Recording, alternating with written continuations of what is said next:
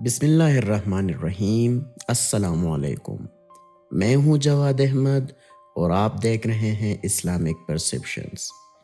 کیا آپ لوگوں نے کبھی یہ سوچا ہے اگر انسان دنیا سے اچانک غائب ہو جائے تو کیا ہوگا؟ آج ہم آپ لوگوں کو اس حقیقت سے آگاہ کرتے ہیں۔ فرض کریں اگر دنیا کے تمام انسان یکدم غائب ہو جائے تو کیا ہوگا؟ انسانوں کے ختم ہونے سے کیا یہ زمین باقی رہ پائے گی؟ ہم انسانوں کے بعد یہ زمین کیسا نظارہ پیش کرے گی؟ اس ویڈیو کو آخر تک دیکھنے کے بعد آپ جان سکیں گے کہ کیا ہوگا۔ کچھ ہی گھنٹوں بعد انسانوں کے دنیا سے اچانک غائب ہونے کے بعد تقریباً پوری دنیا میں بجلی تمام ہی مقامات پر بند ہو جائے گی، سوائے ان مقامات کے جو ہائیڈرو الیکٹرک اسٹیشن سے چلتے ہیں، کیونکہ انہیں بند ہونے میں زیادہ وقت لگے گا، اور سولر پینلز بھی تب تک کام کریں گے جب تک ان پر اتنی دھول نہ ہو جائے جو ان کو ناکارہ بنا دے گا۔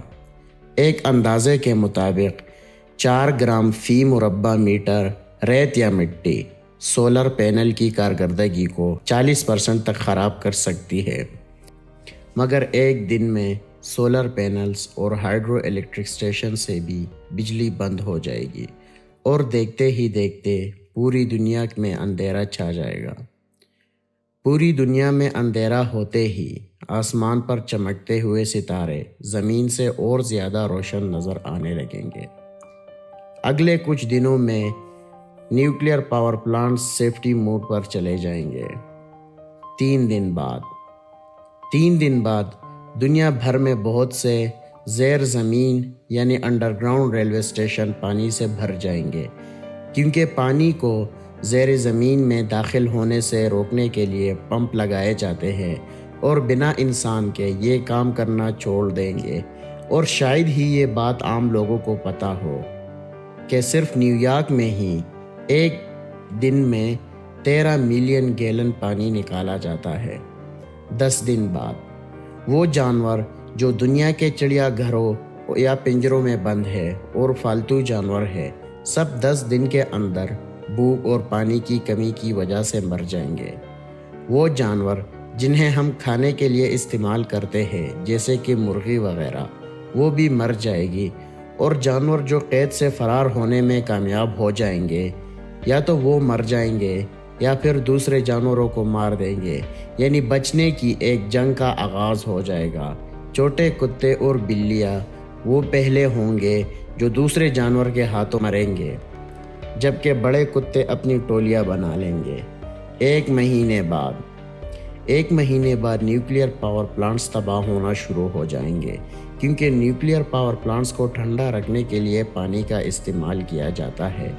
یہ پانی آبی بخارات میں تبدیل ہو جائے گا، جس سے اتنے بڑے دھماکے ہوں گے جو کہ ہیروشیما اور ناگاساکی میں بھی نہیں ہوئے ہوں گے۔ اس کے نتیجے میں ہزاروں جانور مارے جائیں گے۔ البتہ زمین مجموعی طور پر بآسانی اور بہت جلد آلودگی سے چھٹکارا پا لے گی۔ ایک سال بعد سیٹلائٹ یعنی مصنوعی سیارے اور وہ جو کچھ بھی ہم نے خلا میں بھیجا ہے بالآخر گرنا شروع ہو جائے گا۔ آسمان پر ٹوٹتے ستاروں جیسا منظر ہوگا، بس دیکھنے والا کوئی انسان نہیں ہوگا۔ 25 سال بعد ہماری سڑکیں اور فٹ پاتھ سبزے اور ہریالی میں دب جائیں گے، ان کی تہہ اپنا قبضہ جما لے گی۔ 30 سال بعد ہمارے بغیر ہوا کہیں زیادہ صاف ہو جائے گی۔ دبئی اور لاس ویگاس جیسے صحرا ریت تلے دب جائیں گے۔ فطرت کا ڈیرا ہر جگہ نظر آئے گا، اس ہر چیز پر جو ہم نے بنائی ہوگی۔ 100 سال بعد بہت سے ڈیم، اٹلی کا ٹاور آف پیسا، سڈنی کا اوپرا ہاؤس اور آگرہ کا تاج محل ٹوٹ چکے ہوں گے۔ 150 سال بعد بہت سی سڑکیں جو کہ انسانوں کے ختم ہو جانے کے 25 سال بعد سبزہ اور ہریالی میں تبدیل ہو چکی تھی، اب وہ نہروں اور دریاؤں کا منظر پیش کرنے لگے گی۔